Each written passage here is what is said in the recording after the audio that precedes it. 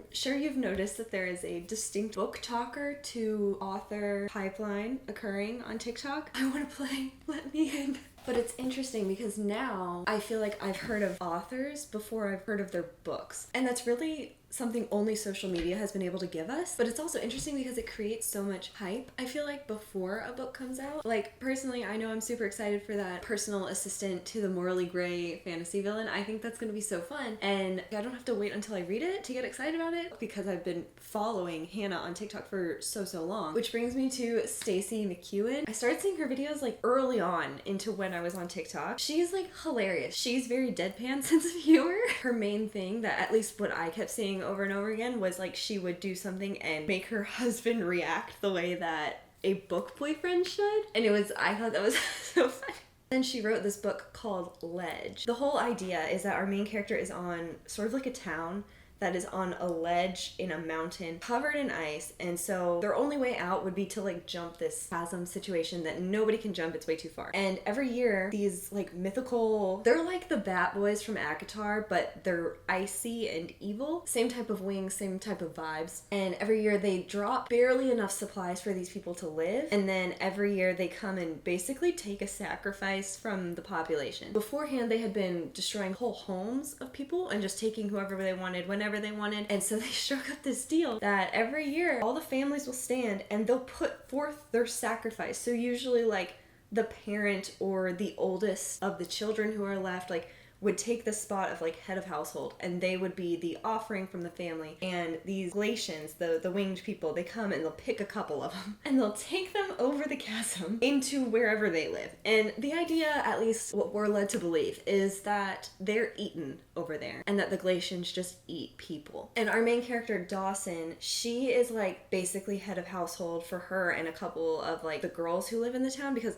like so many of these people are like orphans, widows, whatever the case is, because you know their family members have all gotten taken. And Dawson is very Katniss vibe. She has, her weapon is an axe instead of a bow and arrow, and she has her best friend Hector, who it's very much a Gale situation where, you know, he seems to be in love with her, she's not really reciprocating, and I didn't really feel any romance in that one, so I'm wondering if that's going to become a love triangle later in the trilogy. Oh, by the way, I didn't know this was a trilogy. I feel like this has happened to me so much recently, where I'll read the first book and I'll get to like the last, I audiobook a lot, so like I see that there's only like an hour and a half left to resolve so many problems. And I'm like, is this a duology? No, it's a whole trilogy. This is how I get myself into super big commitments. Anyways, I'm gonna go into spoilers, but if you haven't read it, my overall rating is probably like a 3 out of 5. It was a fun adventure, but I personally enjoy more like humor in my books and like a little more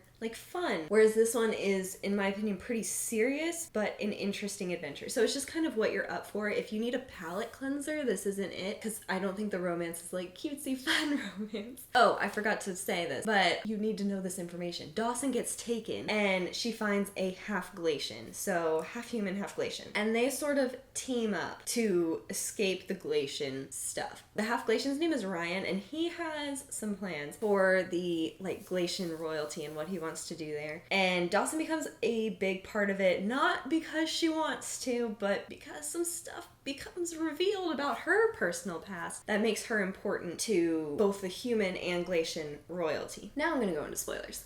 Goodbye if you have not read this. You're into the first bit of the book and the whole problem is that people get picked. So I'm like, obviously Dawson's gonna get picked. So we get to the other side and there are humans and they're all like enslaved to the Glacians, and it's weird, like super eerie for Dawson, because she sees all these people who she for years has believed are dead, and they're actually just slaves to the Glacians. And I'm picturing them like Danny Phantom when he goes ghost mode. I don't know why. I think I don't fully understand what this pool of Iskra does. My understanding is that the humans go in and they become like immortal unless somebody like actually kills you, which is how the Glacians are. They're immortal unless somebody really takes them out. And those are sort of your options when a Glacian chooses you, provided you don't get bitten, because that will kill you. They have poisonous teeth, but not the talons, which is what Dawson grew up believing was the talons were the problem. But once you get there, the king of all the Glacians basically gives the humans a choice as to whether they want to go in this pool and become immortal slaves forever, or they can risk it and run. And they'll give them a bit of a head start, and it turns into like the most dangerous game where you're hunted by the glaciers. That's what Dawson picks. I just sort of thought that was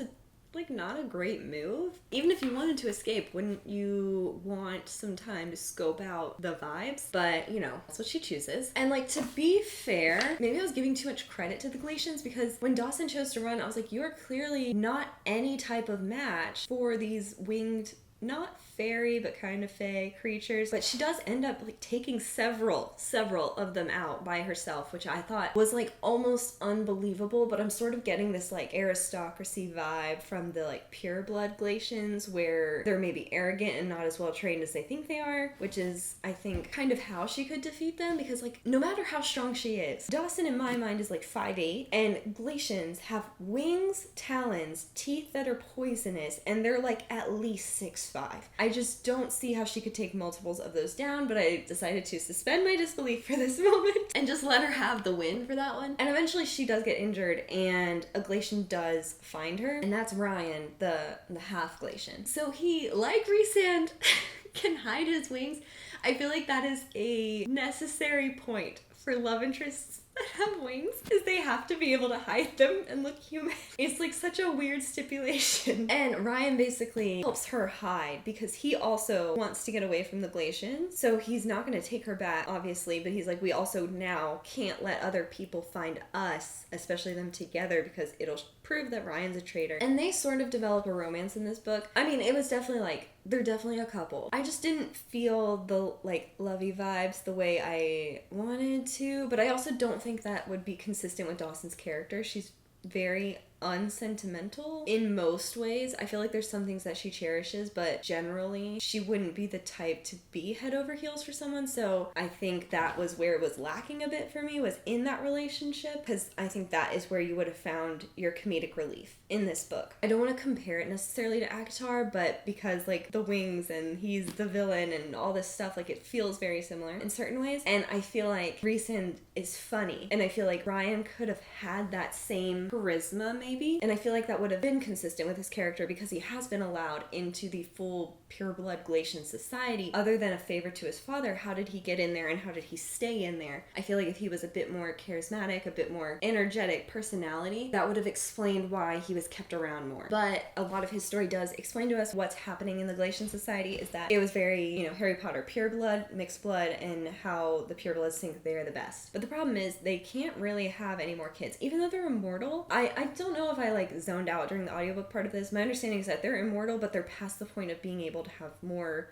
kids that are purebloods together. That's why there are so many mixed bloods. And Ryan even says, he's like, I'm pretty rare to be half and half. A lot of the outlying cities in the Glacian world, people are like maybe a quarter, and that's more normal. So Dawson, trying to survive, is trying to get to like the human cities, because there's tons of people out there, which she thought there were no humans. She thought they were the only humans on the ledge, and that this was all Glacians on the other side of the chasm. And that's like just not the truth. There's so many like cities of humans. It's a whole kingdom. I was frustrated with the queens, obviously, because we find out that Dawson is the lost princess. It's like Tangled. Her grandmother was one of these like 3 queens. The Glacians were constantly attacking their cities. And so they decided to sacrifice a whole city and put them on the ledge. And Dawson, her grandmother, was one of these queens, which I have a hard time believing her grandmother would have never brought that up. I don't see, like, what we know of her, I don't see her as like a soft person. Like, she was their caregiver, but she also seemed like, I mean, you have to be kind of tough to live on the ledge. And so I feel like her grandmother would have been very honest with her, because like Dawson had to learn so much at such a young age that she could have handled it, and her grandmother should have told her. And we find out that these queens, they sacrificed this one group of people, and their grandmother went with them willingly to live on the ledge. And then I'm also frustrated with Ryan, because he didn't tell Dawson,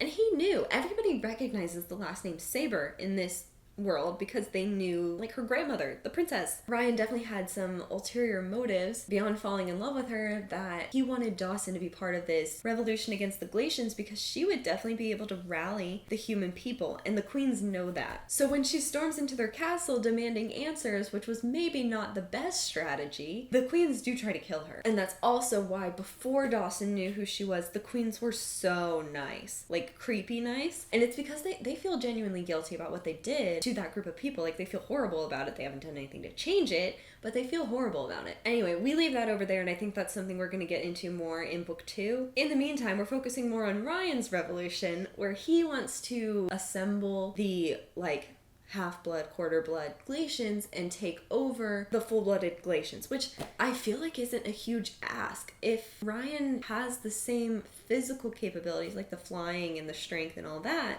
Glacians have, and there's so many more of these, like, mixed blood Glacians, that they wouldn't have an issue. And at first, we're kind of led to believe that Ryan wants to do this alone and that he just has no plan. He does have a plan and he has other people involved, but it just doesn't go right. Like, when they storm the castle, they get captured so quickly. This was when I was getting to the end of the book and I didn't know it was a trilogy, and I was like, how are we gonna do this all in one go within this last little bit of the book? And they almost immediately get captured, and I was like, okay, so we're not getting any battle scenes, like maybe that'll cut it out. One of the reasons that Ryan, like, gets captured and then sort of stops fighting, which we'll get there in a second. And the Glacian King is talking to Ryan and basically, like, insulting him and his family, and gets to the point to say his mother, the reason she died was because she died in childbirth. Human women cannot give birth to Glacians, which is very, very Twilight baby, A Court of Silver Flames baby. And so his mother had to die while giving birth, and we kind of skip over the whole Ryan and Dawson are in a relationship, and that could very well be her future. So I was like, cool, are we just, like, not going to talk about it?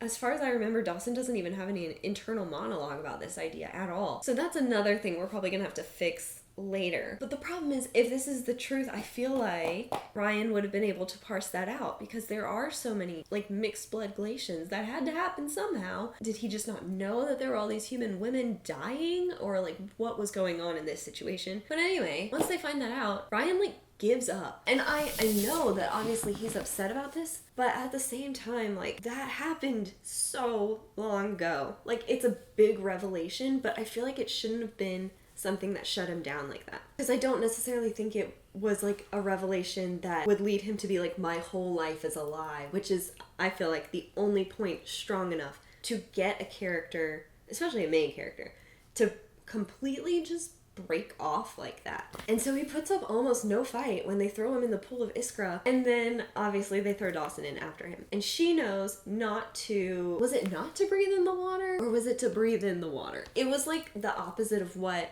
everyone else would have done naturally upon getting thrown into the pool. I don't know if she had to, like, accept it in. I think she breathed it in, and that's how she got some of the magic of the pool into her body. And she's trying the whole time to reach Ryan, and he's just, like, laying there in the water. I was really frustrated with him. They get pulled out, and then they theoretically, I think this pool's also supposed to take your soul. That sounds right. It has only been a week since I read this. This is the problem with books that I read really quickly, is I only remember, like, the romantic arc, and the details of the actual story completely lost. Where are they? Anyway, they get thrown over the ledge. They must have been falling for so long, to the point that a lot of the Glacians who were there left, because a lot of them at the end of the book don't know that they're alive. But anyway, Dawson, screaming enough, finally wakes Ryan out of his stupor, and he, wings, gets her up in the sky. They're fine. And so they're safe for now. No revolutions have successfully happened so far, but I think we're gonna get, like, this sort of double human and Glacian revolution. Dawson really wants the Glacians who are on Ryan's side to go get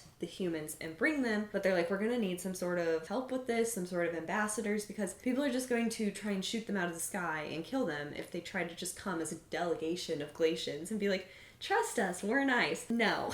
That was ledge. Overall, very much, like, enjoyed the adventure. I just wish there was a little more humor, and I wish I'd known going into it that it was a trilogy, just for my own mental sanity, because the whole time I was reading, I was like, we're not gonna finish this. They're just gonna die. Like, what is happening? My overall rating is like a solid 3 out of 5. I feel like the world building has a little bit more for us to see, which I'm excited about. And I want to see how like the human and Glacian revolutions connect, because I think that's going to be really interesting. Kind of like a double war situation. Also, I think Hector's coming back into the picture at some point. I don't know if it's going to be a strong love triangle, but he's definitely going to make his feelings known to Dawson, because I feel like there was just too much emphasis on him before she like went over the ledge. I want to read Kayvin's book next. She's the one who pretends to be Cassian a lot, who like could literally play Cassian in the TV series. If you read Ledge, what did you think? And specifically about the romance. I just want more playful banter. Please like this video if you liked it, and click subscribe if you want to talk about more book stuff. My name's Katelyn. Thanks for watching. Bye!